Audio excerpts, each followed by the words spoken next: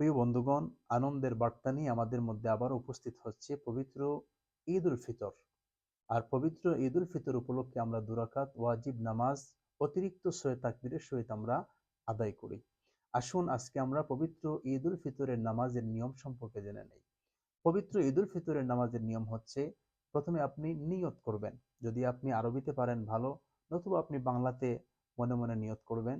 নাওয়াইতু আন উসাল্লিয়া লিল্লাহি তাআলা রাকাতাই সালাতিল ঈদিল ফিতরি মা সিত্তাতি তাকবীরাতি ওয়াজিবুল্লাহি তাআলা ইক্তাদাইতু বিহাযাল ইমাম মুতাওয়াজ্জিহান ইলা জিহাতিল কাবাতিশ শরীফাতি আল্লাহু আকবার বলে আপনি কান পর্যন্ত হাত তুলে আপনি হাত বাঁধবেন। তারপরে সানা পাঠ করবেন। সুবহানাকা আল্লাহুম্মা ওয়া বিহামদিকা ওয়া তাবারাকা ইসমুকা ওয়া তাআলা জাদ্দুকা ওয়া লা ইলাহা গায়রুক। তারপরে আল্লাহু আকবার বলে কান পর্যন্ত হাত তুলে হাত ছেড়ে দিবেন।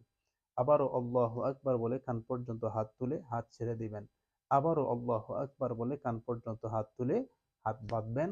তারপরে ইমাম সাহেব সূরা ফাতিহা তেলাওয়াত করবেন এবং অন্য সূরা মিলাবেন।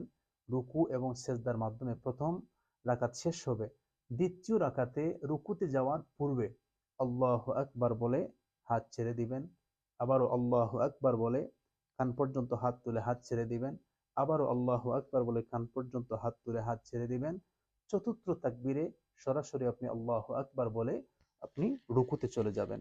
তারপরে রুকু, সেজদা এবং তাশাহুদ সালাম ফিরানোর মাধ্যমে নামাজ শেষ হবে।